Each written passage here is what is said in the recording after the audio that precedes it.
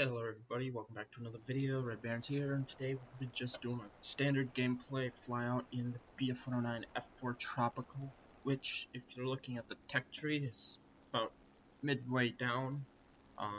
It's just after the F2 Bf109, and it's in a little folder with the F4 standard Bf109, which, for all intents and purposes, both of these are the same aircraft, except this one gets a little sand filter on it, which adds to its aesthetic, I guess, and it just gets this nice light tan camouflage. Other than that, modification-wise, I'm pretty sure the research grind for both of them is pretty much the same. Battle rating is the same. Ammo count is all the same. All that is the same. Speaking of ammo and weaponry, this thing can carry stock 120mm MG 151 down the prop hub with 200 rounds and a couple, like 1,000 or so rounds of 7.62 ammo on top of the cowling, which is what I'm flying out today. I was going for more of the maneuverability role instead of the bomber hunter role, in which case if you want to hunt bombers you can always use two MG 151/15 15mm cannon pods, and I said that right, they are 15mm cannons, not 20mm cannons, although they might as well, and I believe you get somewhere between 230 or 250 extra cannon rounds to use upon your opponents, should you be able to do that. So as you can see, there's a couple of people down low. P-47. I fly up with this G55S, and just let them know I'm here. I figured if we stayed together, we would look a little more opposing instead of flying like 5 kilometers apart from each other, where if one person or two people or the entire team decided they wanted someone, they would have no problem just swiping and killing them and getting out of there before anyone could do anything about it. I proceed to fly top cover, so I zoom climb. Thinks climb rate is very, very good if you can keep it around about 280 knots, or not knots, kilometers per hour. You will have one of the better climb rates at battle rating 4.0, barring the Japanese and possibly the Spitfire. As you can see, there's a Spitfire up here. So I'm like, stick together, boys. And we actually do a fairly good job of staying alive. I think only 3 or 4 of us ended up actually getting killed this game, compared to obviously the total annihilation of the enemy team, which is how we ended up winning it, even though there was a B-17 who led us for quite a goose chase, quite a few minutes, that we ended up not, we ended up cleaning them up pretty quick.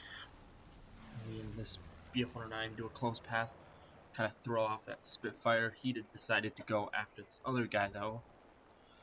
I didn't quite know who to go for. I obviously wasn't, going to probably get there before that 264 possibly got killed. So I do a loop, which for all intents and purposes could have been kind of stupid. But I see that Bf109 has it under control over there, so I proceed to roll over and dive out and go help this A6M down here. Another G55S, I believe, is coming as well. Yep, there he is. So Zero goes in for a pass. I pull back throttles because obviously past 700 you risk ripping apart. So I start to get the red line warning soon. But this is why I would assume that gun pods are probably better, because you can see those 20s and 7.62s just sparked off of them like nothing, which was, I don't know if Gaijin did something to the 20 mils or like nerf German guns or what, but in the past that should have killed him. Again, sparks, which should have probably lit that fuel tank behind the pilot on fire, but did not, so I only end up getting an assist, which is okay. I mean, helping the team is what this is about. It's not so much grabbing kills and stuff. So whatever. But those two were able to survive, obviously. Not that I'd suspect that one of them could have possibly gotten shot down had they played a little differently, but with 3 people there, that Spitfire stood no chance. There's the British Razorback Thunderbolt Premium over here, probably just grinding XP and monies. So I decide I'm gonna go over there, introduce myself, which I don't know if this guy was experienced or if he had just started out and saw the P-47 was like, gotta get, and just grabbed it up or what, but he didn't seem to really. I mean, I get it's a ground pounder, and so he's using it in the most effective way possible, but just milling about at slow speeds at low altitude all alone is not good. I mean, he should have probably had someone watching him. Maybe he didn't have anyone to play with, I don't know. But I end up going nose to nose, get a hit. He tries to shoot. Inexperienced pilot attempts to pull up after me. Obviously, that's not going to work from where his position was. Hit the flaps, roll it, end up ripping a flap off here shortly. But I just fire some short bursts at him and end up killing him. So, well, that was the end of him, I guess. So, that was my first kill, so I'm standing at 1 kill and 1 assist. I decided to go after this IL-10 with what was left of my cannon ammo, get some hits. Tailgun starts firing at me. I don't want any part of the IL-10's tail defenses, so I immediately whip out of there. Here's another IL-10. Had I had my gun pods, I probably would have sat there a little longer, probably would have ended up getting killed, but that's what happens, I guess, if you tail sit an IL-10. I don't know. The gun pods, in my opinion, I feel like people get really cocky when they use them just because they feel like I've got 3 cannons now instead of 1 and 2 machine guns, and I can basically take anything head on or tail sit anything for as long as I want, when that's just not the case. Which is why I like flying with the 200 rounds of 20 mil and the 1000 rounds of 7.62, just because you have to fly a little smarter, I feel, than someone who's just rocking a bunch of ammo. You're also a little more maneuverable and a little faster without the excess weight and drag, but there are cases I will use the 20 mils, obviously, or the 15 mils, excuse me, on this aircraft. Other aircraft, such as the G2 Tropical, which is right after this, K4, G14, G10, all those carry 20 mils, G6, gun pods, but there are certain cases I will use those, and I won't go in like this configuration, but there are other times I will go in, just like this, if I want to go fighter to fighter, more or less.